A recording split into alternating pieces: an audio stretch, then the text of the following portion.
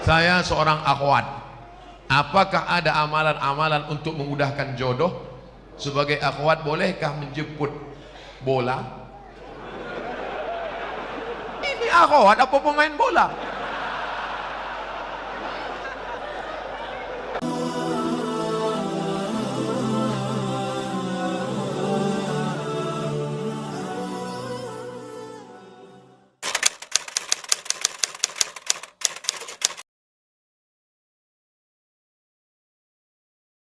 Saya waktu kecil belum pernah diakikahkan. Akikah itu hari ke-7. Nggak ada duit hari ke-7, hari ke-14. Hari ke-14 nggak mampu, hari 21. 21 nggak mampu, nggak usah tengok kalender. Setahun, 2 tahun, 5 tahun, 6 tahun, 7 tahun, 8 tahun. Sekarang umur bapak berapa? 40 tahun. Belum akikah? Belum. Pulang dari sini, beli kambing, masak, saya datang makan semua. Tapi akikah saja, jangan cukur rambut,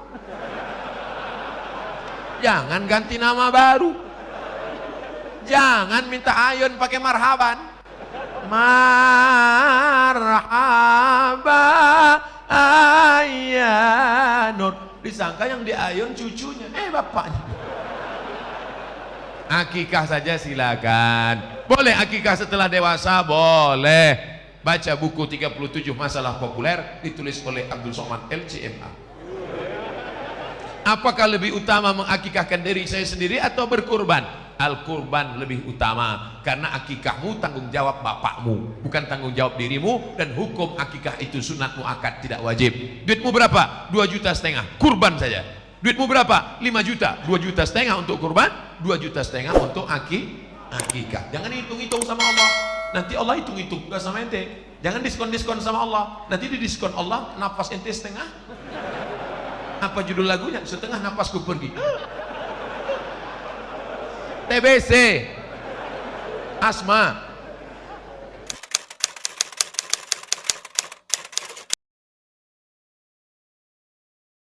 Pak Ustadz, maaf, masa lalu saya sangat buruk. Kelihatan dari tulisannya.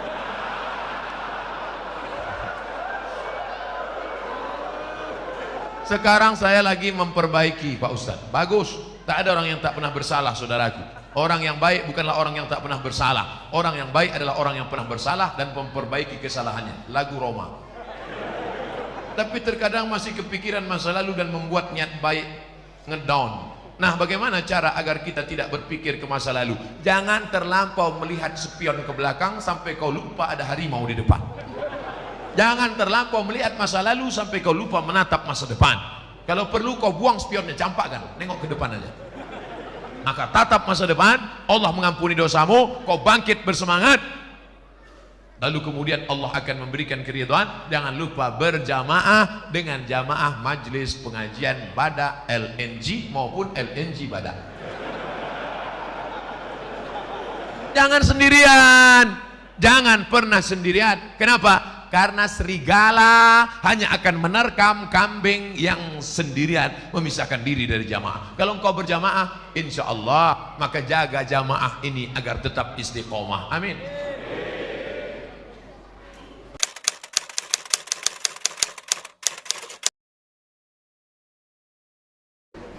Apa perbedaan bank syariah dengan bank konvensional? Bank syariah akadnya 2. Pertama, mudharabah bagi hasil. Yang kedua, murabahah permodalan syariah. Oleh sebab itu keuntungannya itu berdasarkan keuntungan bersama. Contoh, kalau dia tidak pakai bank pribadi. Pak, pinjam uang Bapak 100 juta, mau apa? Saya mau ternak puyuh. Nanti kalau untung kita bagi, untung 150 juta, pulangkan modalnya 100, yang 50 dibagi 2, pulang 125, maka keuntungan 25 untuk bagi 2. 25 untuk yang modal, 25 untuk yang mengusahakan. Maka setelah engkau pinjami saudaramu 100 juta, doamu lebih khusyuk daripada sebelumnya. Begitu kau lihat mendung, takut puyuhnya mati, ya Allah, jangan sampai puyuh-puyuh itu mati. Karena kalau sampai puyuh itu mati, duitku hilang 100 juta. Itulah bedanya dengan konvensional. Ketika engkau tukang kredit konvensional, ini duit 100 juta, pakai. untung atau buntung, yang penting uangku pulang. Bunga 10%. Maka dalam ekonomi syariah ada akhlak, ada doa, ada harapan. Ketika engkau pergi ke Jakarta, satu pesawat, Bapak mau kemana? Mau ke Jakarta. Dari mana? Dari Bontang. Sama dengan saya, sama. Bapak keahliannya apa? Saya ahli ternak burung. Boleh datang ke tempat saya untuk apa? Untuk pelatihan burung-burung puyuh. Maka diadakan pelatihan. Kenapa? Ada kepedulian. Karena engkau takut burungnya mati. Tiba-tiba pas diteliti, tidak ada satu puyuh pun bertelur. Kenapa? Rupanya sarang puyuh dekat airport. Puyuh stres. Mendengar pesawat tiap hari. Datang bapak pelatihan, ini puyuhnya tidak bertelur karena stres. Setiap dia mau berhubungan, nafsunya hilang karena mendengar suara pesawat. Akhirnya dialihkan. Artinya apa? Hidupmu terus terpacu adrenalin untuk bekerja sama, tiap hari mendoakan, dan setiap ketemu kau bersalaman bertanya, Assalamualaikum adik-adik, sehat ya? Sehat ya? Sehat kan? Sehat, sehat. Kau tanya sehatnya tiap hari. Kenapa? Karena kalau sampai dia sakit, mati duitmu nggak balik. Beda konvensional dengan syariah, ada adab, ada doa, ada pelatihan, ada perhatian, ada kebersamaan, ukhuwah Islamiyah. Jawabannya sudah ada di sini semua. Hebat panitia, luar biasa. Saya puji panitia ini kenapa? Foto saya dibuatnya besar-besar. Kadang-kadang di tempat lain sakit hati kita. Foto yang besar ketua, sekretaris, bendahara, direktur, bupati, wali kota. Foto kita kecil aja. Tapi di Bontang, Masya Allah, foto direktur nggak ada, foto Pak Wali nggak ada, Pak Wakil Wali nggak ada, foto saya sendiri. Masya Allah.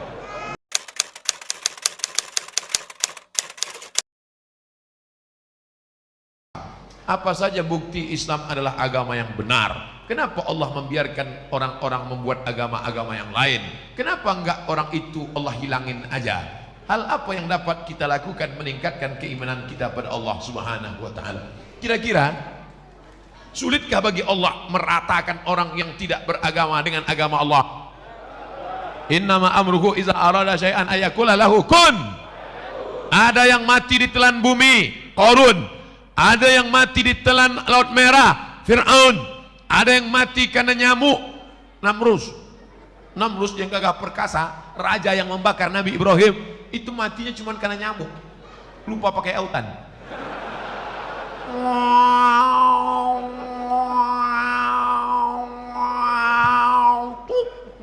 Mati.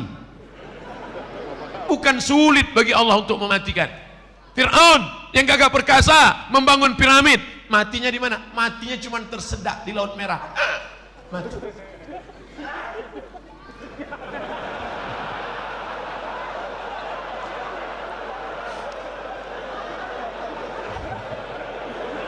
Oleh sebab itu maka kenapa Allah membiarkan? Pertanyaan anakku, pertanyaan saudaraku, ini pernah saya tanyakan kepada Profesor Dr. Syekh Muhammad Jibril, guru besar tafsir di Universitas Al-Azhar Kairo. Syekh, kaum Ad mati, kaum Samud mati, kaum Madian mati. Mengapa Bani Israel tidak mati, Syekh? Apa kata Syekh Muhammad Jibril tersenyum melihat saya? Anakku, kalau Allah membinasakan Bani Israel, lalu kau masuk surga pakai tiket apa? Kalau Allah menghancurkan Bani Israel di Palestina, lalu kau masuk surga pakai tiket apa? Ini Allah biarkan supaya dia menjadi jihad kita. Orang Melayu masih ada yang belum Islam. Supaya apa? Supaya Abdul Somad masuk ke hutan membawa bantuan setiap bulan Februari, setiap bulan Agustus, membuat sekolah tahfiz. Untuk apa? Supaya negeri itu menjadi negeri Islami dan kita berperan dalam dakwah. Abdul Somad di Masjid Al-Kausar ini bukan dakwah, karena ini orang baik semua. Yang dakwah itu kemana? Berdakwah kepada orang yang belum mengenal Allah, berdakwah kepada orang yang belum bersyahadat, ajak mereka ke jalan Allah, dari jalan setan ke jalan Allah, dari jalan yang tidak diridhoi Allah, dari jalan maksiat ke jalan taat. Itulah dakwah. Jadi kenapa Allah biarkan? Supaya kita mendapatkan pahala dakwah jihad fi sabilillah. Mana adrenalin dakwahmu? Mana semangat dakwahmu? Bangkitkan. Teman-teman yang belum hijrah, ajak dia hijrah. Tetangga yang belum sholat, ajak dia, ketuk pintunya. Assalamualaikum. Waalaikumsalam. Bapak belum sholat? Terserah saya, mau sholat mau nggak, apa urusan kamu? Pak, dengan kasar gitulah Pak. Pergi sana. Besok datang lagi, Pak. Ayo ke masjid. Jangan ajak saya ke masjid. Kau belum lahir, aku udah lahir. Hari ketiga datang lagi. Pak, ayo ke masjid. Jangan ajak saya. Nanti bapak kalau mati kami campakkan ke sungai ya. Nah, bapak ke masjid apa enggak? Nah, iyalah, iyalah. Nah, 3 hari aja kena.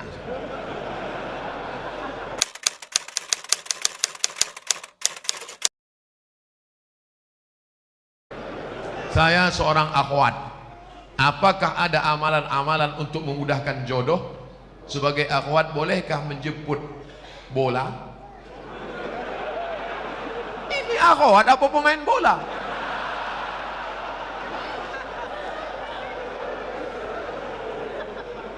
Maksud dia, boleh nggak menawarkan diri pada orang soleh?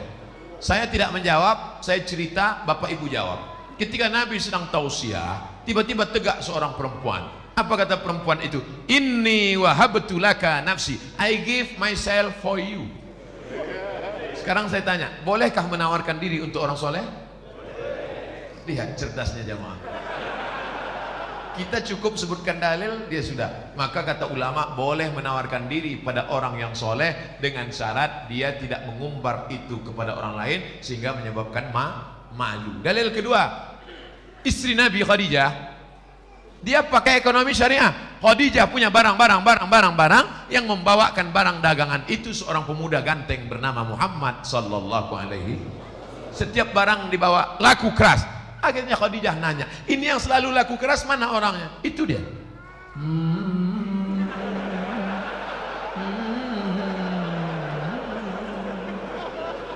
Itu dia. Iya. Siapa namanya? Muhammad. Yang ganteng itu. Iya. Maka kata Khadijah, diutuslah seorang laki-laki. Coba tanya dia, mau nggak dia nikah sama saya?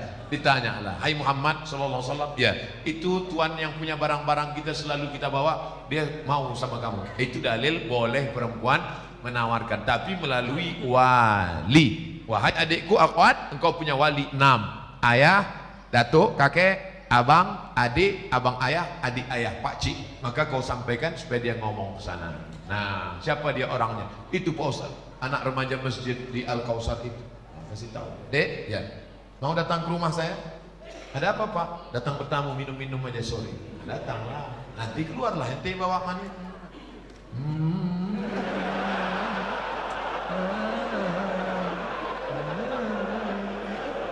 Lalu kau pun minumlah, tengoklah dia. Setelah itu barulah tanya, Dek, ya, tadi waktu di rumah tadi ada minum teh kan? Iya. Gimana nampak yang bawa teh tadi? Saya nggak ngelihat Pak.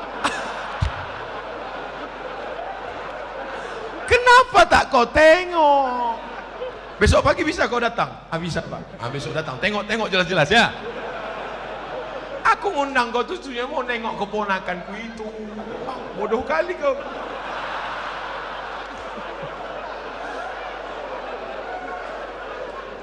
Setelah itu sampaikanlah kepada dia. Nanti kulah kau tengok, kasih jawaban cepat-cepat ya. Ya, kalau padi katakan padi, jangan sampai tertampi-tampi. Kalau jadi katakan jadi, jangan sampai ternanti-nanti. Itu gimana? Bisa Pak, selama ini saya memang udah nengok dia, tapi dari jauh nampak saya cantik. Begitu dekat, tak jadilah Pak. Dah, yang kau ceritakan ke yang lain ya. Nanti hancur dunia persilatan. Kalau tidak jadi jangan kecewa. Kenapa? Bunga bukan setangkai, kumbang bukan seekor, patah tumbuh hilang berganti, hilang satu tumbuh 1000. Apa disedihkan? Alah, perempuan macam laki-laki macam itu banyak. Kalau ditanya orang, gimana? Kecewa nggak jadi sama dia? Kecil lah. Di dalam kamar baru kau nangis.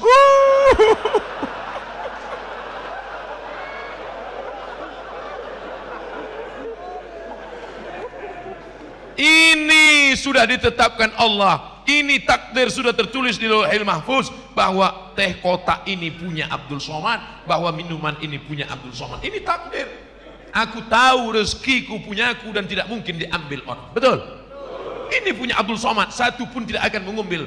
Begitu juga dengan jodoh. Jodohmu tak akan mungkin diambil orang.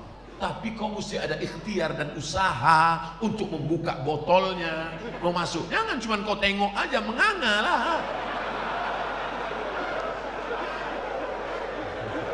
Harus ada usaha. Jangan nanti ditanya, Gimana dek? Saya serahkan sama Allah. Kalau memang jodoh nggak akan kemana. Takkan lari gunung dikejar. Di mana gunung nggak lari dikejar? Oleh sebab itu ada ikhtiar. Itulah ahlus sunnah wal jamaah. Harus ada usaha. Mudah-mudahan yang gadis-gadis yang lajang-lajang dipertemukan Allah dengan yang baik-baik. Yang bilang amin itu yang belum nikah. Anak udah 3, amin.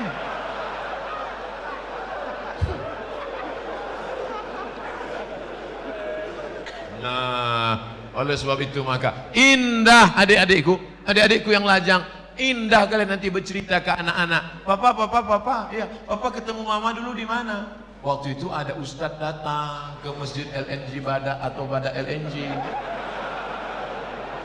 Masjid Al-Kausar. Nah, terus pas papa mau keluar itu nyari-nyari sendal, mana sendal, tiba-tiba terbentur kepala papa. Tengok depan.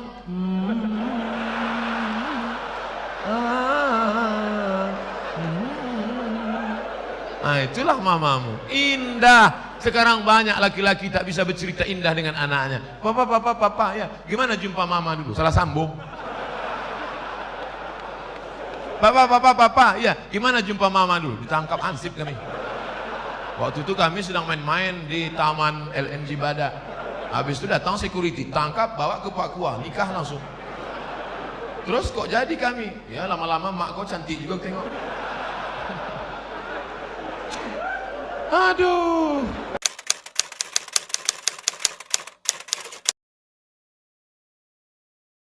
Jika di Bontang sudah ada bank syariah seperti bank muamalat, BSM, apakah kita masih boleh menabung di bank konvensional? Tidak ada alasan.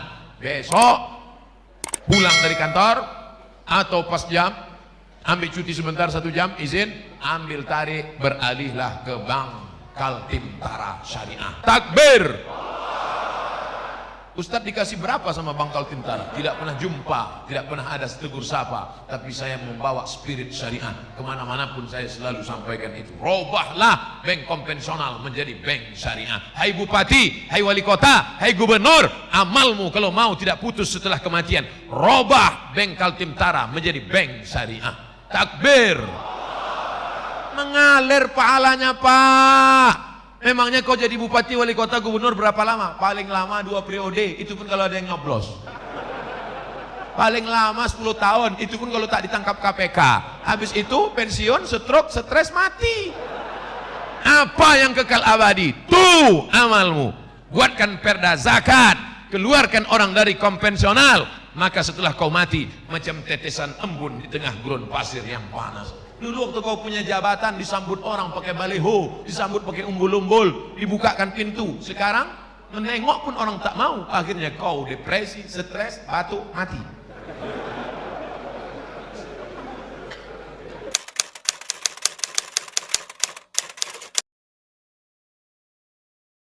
Sekarang banyak golongan yang mengaku dirinya yang sesuai dengan Rasulullah Sallallahu Alaihi Wasallam. Bahkan masjidnya pun khusus untuk kelompoknya saja. Padahal di sampingnya ada masjid yang sudah lama dibangun masyarakat. Apakah benar Rasulullah mengajarkan cara beragama seperti ini? Tidak. Kita semua yang bersyahadat mengikut sunnah Rasulullah, kita adalah ahlu sunnah wal jamaah. Kita ini semuanya ahlu sunnah. Karena kita mengikut sunnah menutup aurat, kita mengikut sunnah, kita sholat berjamaah, kita mengikut sunnah. Adapun perkara yang remeh-temeh, sepele-sepele, jangan kelahi hanya masalah sepele. Kelahi masalah bulu. Yang sudah punya ada jenggot, lanjutkan jenggotmu panjangkan. Yang tak ada jenggot, beli itu obat gosok-gosok. Jangan kelahi masalah bulu. Ini yang gak suka jenggot, ngejek yang jenggot. Aku nengok kau berjenggot macam kambing. Tentu yang berjenggot sakit hati. Aku berjenggot kambing, iya. Kau tak berjenggot anjing. Berkelahi kambing sama anjing. Ini kan masalah sepele. Masalah Islam mengatur. Oleh sebab itu jangan kelahi. Kelahi hanya masalah kaki celana. Yang udah motong kaki celana, ya nggak apa-apa. Jangan disambung lagi ke bawah. Ini masalah khilafiyah. Jangan diajak yang udah motong. Aku nampaknya ente sejak hijrah ini bertambah tinggi nampaknya. Itu dia sakit hati. Bagus dia potong kaki celana supaya tidak nginjak ayam. Tapi yang kaki tutup begini, dia bilang, Nanti jumpa sama orang, dulu kita jumpa sama orang salaman, sekarang aneh neraka. Manjaro thawbahu khuyala. Kalau mata kakinya tertutup, kalau sombong. Kalau nggak sombong nggak apa-apa, kata Imam Nawawi. Kalau nggak sombong nggak apa-apa, kata Imam As-Suyuti. Kalau nggak sombong nggak apa-apa, kata Syekh Atiyah Saqar. Kalau nggak sombong nggak apa-apa, kata Imam Sun'ani dalam Subulus Salam. Kalau nggak sombong nggak apa-apa, kata Imam Syaukani dalam Nailul Autar. Kalau nggak sombong nggak apa-apa, kata Syekh Yusuf Qardawi dalam kitab Mafahim Kaifa Nata'amal Ma'as Sunnah. Oleh sebab itu ini masalah khilafiyah, masalah usolli, masalah enggak usolli fardal asli. Yang satu enggak pakai usolli, akhirnya kelahi. Antara usolli enggak usolli kelahi. Yang ketawa siapa? Yang enggak ke masjid. Kenapa mereka di Masjid Al-Kautsar kelahi? Gara-gara usolli. Untung kita enggak ke masjid.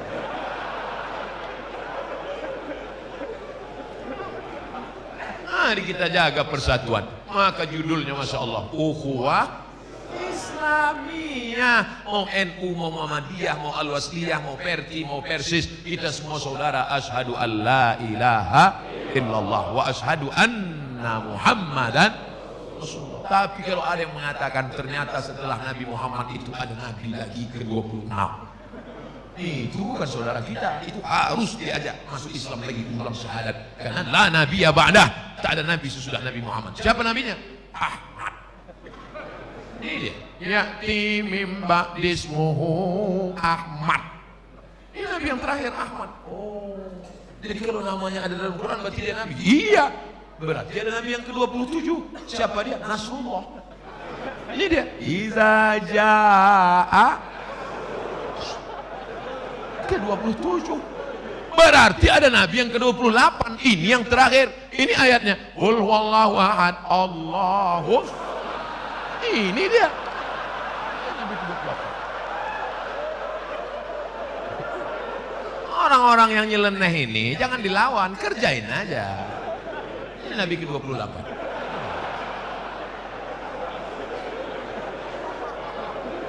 Tolong jangan dipotong videonya.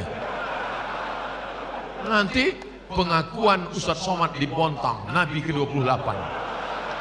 Ini potong-potong video nih. Makanya tonton video dari awal sampai akhir, lihat video aslinya, jangan lupa subscribe.